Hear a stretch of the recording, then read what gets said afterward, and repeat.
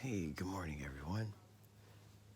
I had a very interesting channeled message yesterday when I was recording the sun, and I was recording the firmament. What's cool is I was able to watch two subscribers from my channel, which are friends to me, in my opinion. Friends I haven't hung out with yet, but I do consider them great friends. And what was interesting was my conscious observation, because I don't like to say my reality, because we're awakening to the same reality. We're awakening to the same oneness.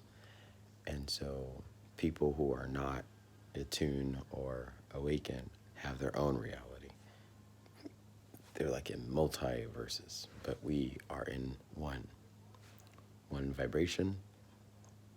It has a certain collective amount of messages and different views, things that we can see. The more we wake up, the more we stay open, the more we communicate, the more we share.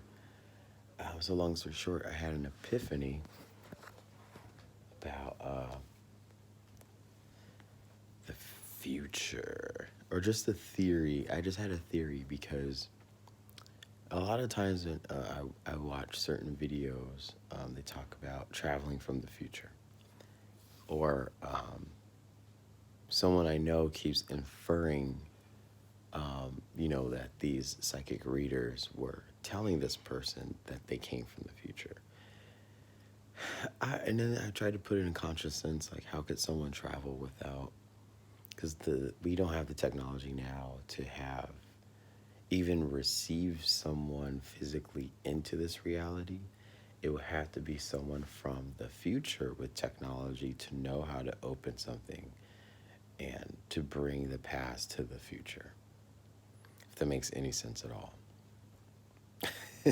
Meaning, like, if you had someone from learning from a past and then in a future, or a possibility of a split of a dimension, multi-dimension, that would have to happen in the future so that this person can open a way for the past person to step into the future.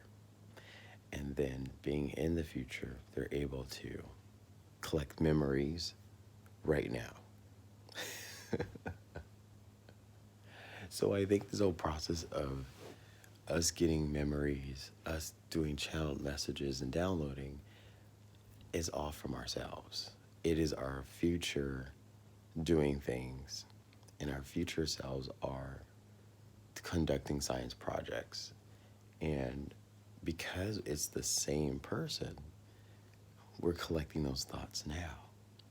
So by me saying this now, my past self, my old self from years ago, probably had some shifts. And seeing that we went through all these different journeys and events and stars in the skies and eclipses, it's kind of weird to say this, but it's almost as though life is like this, but we only experience one journey, one destiny. Whereas it's the same story playing out in so many hundreds of thousands of timelines at one time. So we're able to alter the future by editing the past, by creating thought now, which will signal the past to wake up. If that makes any sense at all, you guys rock. But I was just in deep thought about it, that I could be like a theorist. I could be a theorist in conducting the theory of time travel, future travel, mind travel, astral travel. I just never thought of this until it was brought to my attention yesterday that, let's say, for example, if I'm a time traveler, it just means that my my future self or my higher self is kind of like the Matrix, when they laid in the seat in their little capsule, and they're able to hook up, and they were able to project themselves into their immortal bodies. And the immortal body can also die out, which will send them back to their physical body, but then they will see death in their physical body. So it's almost like that whole Avatar situation. It's the same thing. They're just trying to bring it back into our consciousness that there's a physical body, there's the immortal body, or a co-created super normal body. And it takes a lot of maintenance to condition and to maintain that body and to keep it out of harm's way. But whatever happens to either one, it affects the same conscious source where it came from. So that's all I was really thinking about was the future and the past are happening at one dimensional plane, which is where we are. We are just in the middle, receiving the communication between both. And I really thought, well, that's kind of interesting because our awakening was really triggered by the future saying we need to go back in the past and we need to go back and prevent something from happening. So we need to go back, and that's what I believe the awakening experience truly is. It's not like, oh, your spirit, your soul is calling you. Yes, indeed it was, but then it would have to be your future soul, your future bodies, what they witnessed, what they went through, and to cheat death, to keep the immortal bodies alive, they had to send the data back. And sending the data back meant,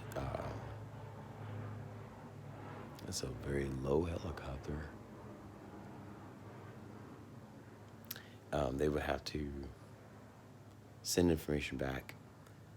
I guess in the higher, if you think in a crazy cuckoo world,